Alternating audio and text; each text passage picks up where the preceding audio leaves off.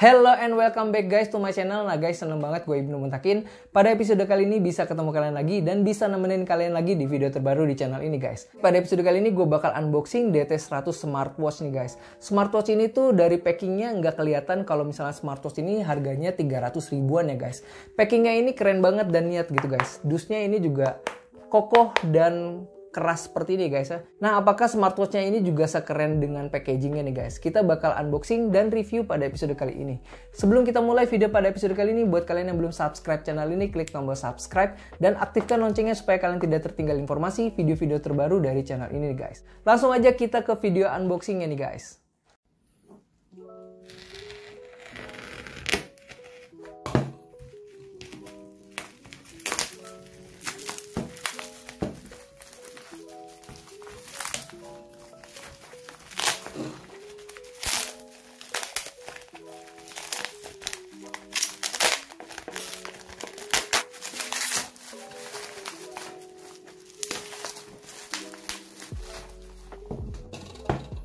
Boxnya keren kayak gini ya, bentuknya panjang dan kalau menurut gue lumayan premium nih untuk box dari DT100 ini guys. Di depan sini ada gambar dari smartwatchnya nih guys. Di sini ada pilihan watch face-nya, kemudian di sebelah sini ada polosan kayak gini aja, di sini juga ada polosan kayak gini aja. Kemudian di bagian bawahnya ini ada tulisan kayak gini. Di sini ada keterangan chipsetnya, screen size-nya, ukurannya berapa, battery capacity dan lain sebagainya nih guys. Langsung aja kita unboxing kotaknya nih guys. Nah, setelah kita buka kotaknya, lumayan rapi ya packingnya di sini.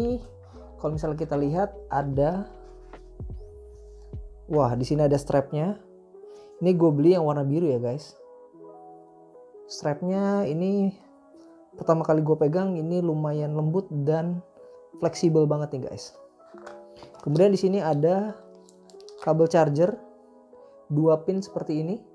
Kemudian di sini ada USB Type A guys. Kemudian di bagian sini ada manual book.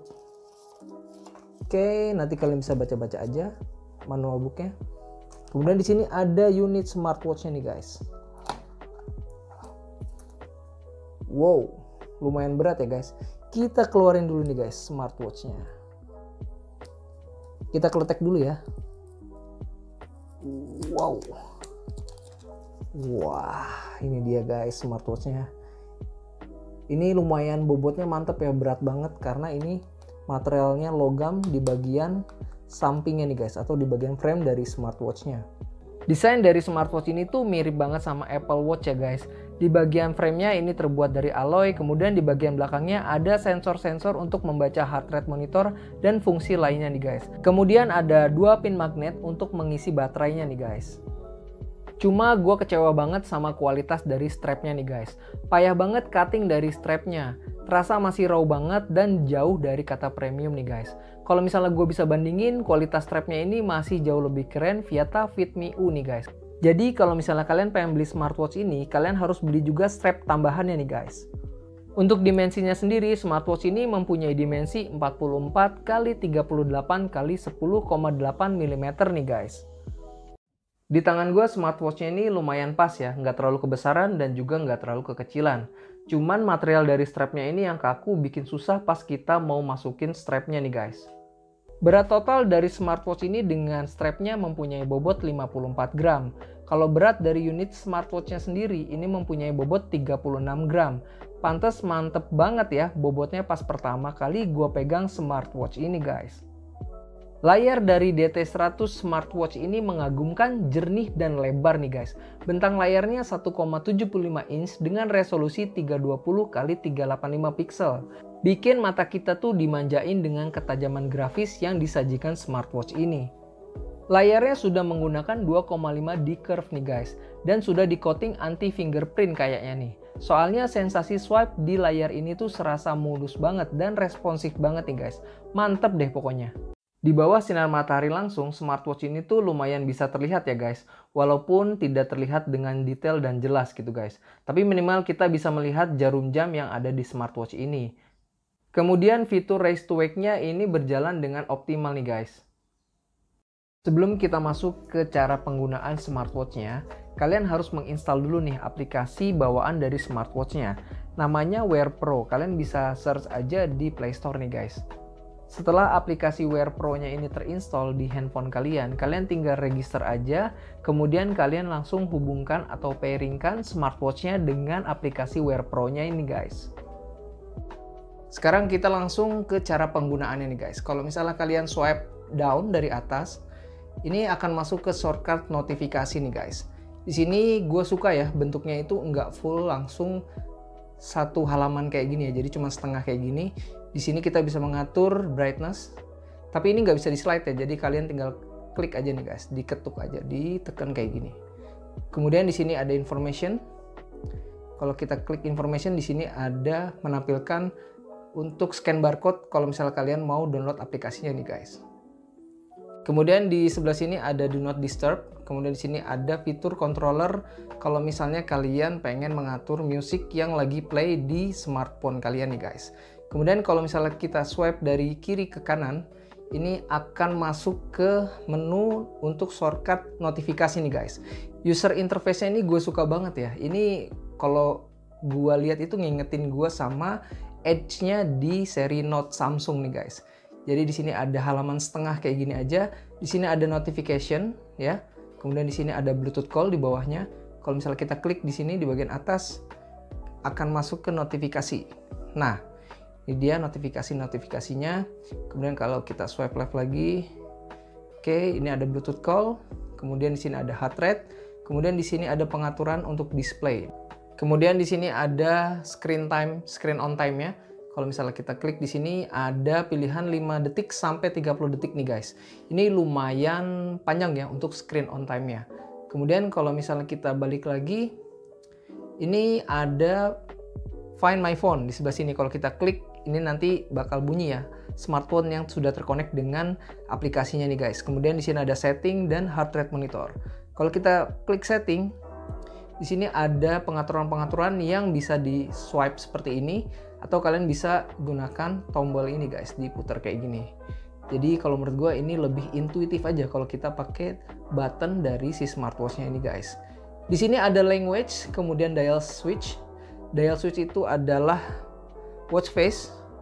Kalian bisa pilih di sini ada 11 watch face yang sudah terinstall di smartwatch-nya nih guys. Kalau misalnya masih kurang, kalian bisa langsung masuk ke aplikasinya nih guys untuk menambah watch face yang kalian mau nih guys. Setelah watch face, kita masuk di sini ada screen time yang tadi ya.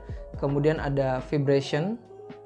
Kemudian vibration ini bisa disetting level 1, 2, 3. Level 3 ini makin kenceng gitu guys vibration-nya.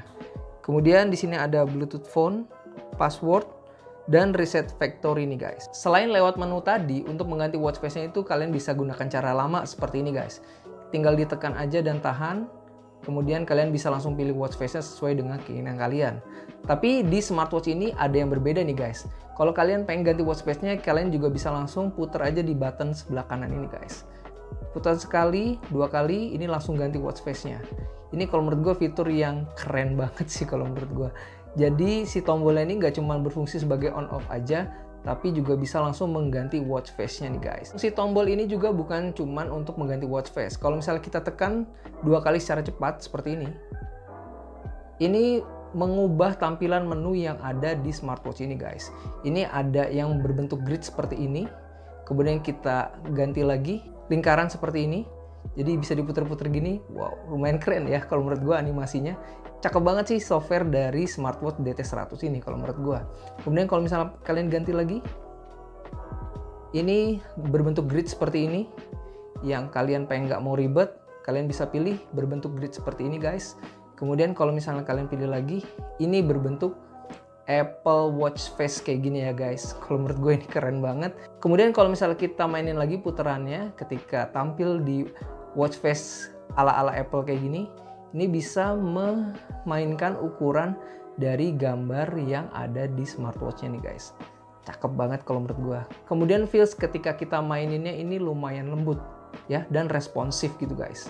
Kalau menurut gue ini keren banget sih untuk tampilan dari smartwatch DT100 ini guys. Kemudian kalau misalnya kita swipe left ya dari home screen, ini akan masuk ke beberapa shortcut menu nih guys. Yang pertama ini ada motion menu, di dalamnya ini ada jumlah langkah kaki yang sudah kita lakukan, kemudian jarak dan kalori yang terbakar nih guys. Kemudian kalau misalnya kita geser lagi ada heart rate monitor, kemudian ada informasi cuaca nih guys. Kemudian kita juga bisa menambahkan shortcut yang kita pengen nih guys. Tinggal dipilih aja aplikasi yang mau ditampilkan. Kalau misalnya kita swipe up, ini akan masuk ke menu utama nih guys. Jadi kalau misalnya kalian pengen melihat notifikasi, caranya itu hanya dari sebelah sini. Kita swipe left, kemudian kita tekan untuk notifikasi seperti ini guys. Kemudian kita bahas fitur-fitur yang ada di smartwatch ini nih guys. Fitur kesehatan yang pasti yang paling gue suka ya guys, dari sebuah fitur yang ada di smartwatch nih guys. Yang pertama kita bakal bahas adalah fungsi kesehatannya dulu guys ya. Ini mulai dari heart rate monitor nih guys. Fungsi heart rate ini kalau menurut gue lumayan penting ya. Fungsinya ini untuk mengetahui detak jantung kita dalam 1 menit nih guys. Kira-kira detak jantung kita ini normal atau nggak normal nih guys. Kemudian di bawahnya ini ada fungsi ECG. Sini fungsinya juga sama untuk mengetahui seberapa normal detak jantung yang ada di tubuh kita nih guys. Kemudian ada blood oxygen.